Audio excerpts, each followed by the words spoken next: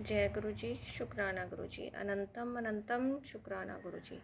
ओम नमः शिवाय। शिव जी सदा सहाय। ओम नमः शिवाय। गुरु जी सदा सहाय। गुरु जी के चरणों में कोटि कोटि प्रणाम और सारी संगत को जय गुरु जी। संगत जी कल अध्याय 30 की समाप्ति की थी। आज गुरु जी की आज्ञा से हम अगला अध्याय पढ़ने जा रहे हैं। पाठ को ध्यान से सुने और पूरा सुने ताकि गुरु जी की ब्लेसिंग्स आपको मिले। जय गुरु जी। आकाशवाणी द्वारा दक्ष की भर्त्सना, उनके विनाश की सूचना तथा समस्त देवताओं को यज्ञ मंडप से निकल जाने की प्रेरणा। ओम नमः शिवाय। ब्रह्मा जी कहते हैं, मुनीश्वर, इसी बीच में वहां दक्ष तथा देवता आदि के सुनते हुए आकाशवाणी ने ये यथार्थ बात कही। रे दुराचारी दक्ष, ओ दंभाचार परायण महामूढ़, यह तूने कैसा अनर्थकारी कर्म कर डाला। ओ मूर्ख, शिव भक्त राज दधीचि के कथन को भी तूने प्रामाणिक नहीं माना, जो तेरे लिए सब प्रकार से आनंददायक और मंगलकारी था। वे ब्राह्मण देवता तुझे दुस्सह शाप देकर तेरी यज्ञशाला से निकल गए, तो भी तुझ मूढ़ ने अपने मन में कुछ भी नहीं समझा। इसके बाद तेरे घर में मंगलमयी सती देवी स्वतः पधारी, जो तेरी अपनी ही पुत्री थी, किंतु तूने उनका भी परम आदर नहीं किया। ऐसा क्यों हुआ ज्ञान दुर्लभ दक्ष? तूने सती और महादेव जी की पूजा नहीं की। यह क्या किया? मैं ब्रह्मा जी का बेटा हूँ ऐसा समझकर तू व्यर्थ ही घमंड में भरा रहता है और इसलिए तुझ पर मोह छा गया है। वे सती देवी ही सत्पुरुषों की आराध्या देवी है अथवा सदा आराधना करने के योग्य है। वे समस्त पुण्यों का फल देने वाली, तीनों लोकों की माता, कल्याण स्वरूपा और भगवान शंकर के आधे अंग में निवास करने वाली है। वे सती देवी ही पूजित होने पर सदा संपूर्ण सौभाग्य प्रदान करने वाली है। वे ही महेश्वर की शक्ति है और अपने भक्तों को सब प्रकार के मंगल देती है।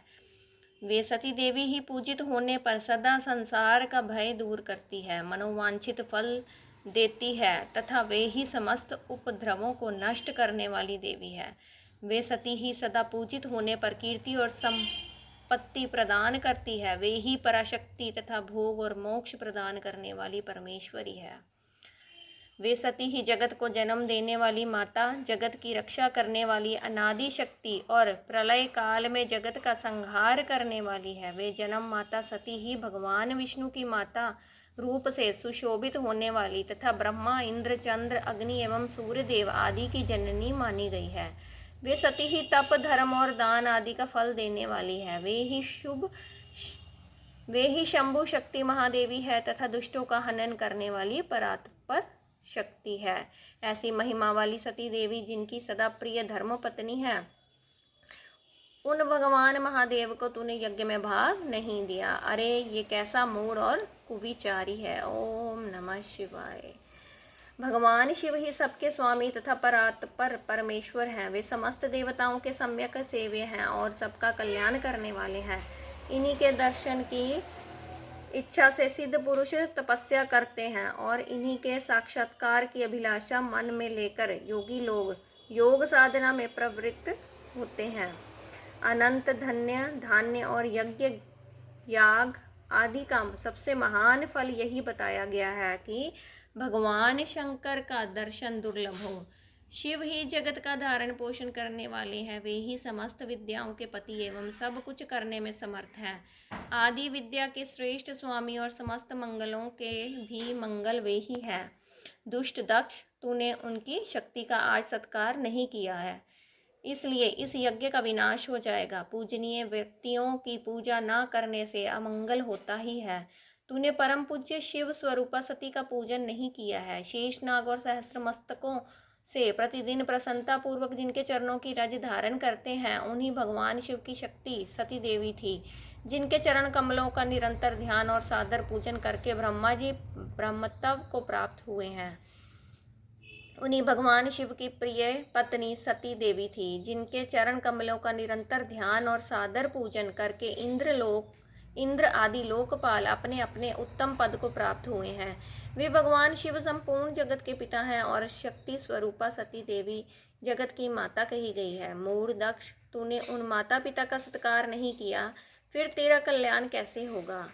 तुझ पर दुर्भाग्य का आक्रमण हो गया है और विपत्तियां टूट पड़ी हैं, क्योंकि तूने उन भवानी सती और भगवान शंकर की भक्ति भाव से आराधना नहीं की। कल्याणकारी शंभु का पूजन न करके भी मैं कल्याण का भागी हो सकता हूँ।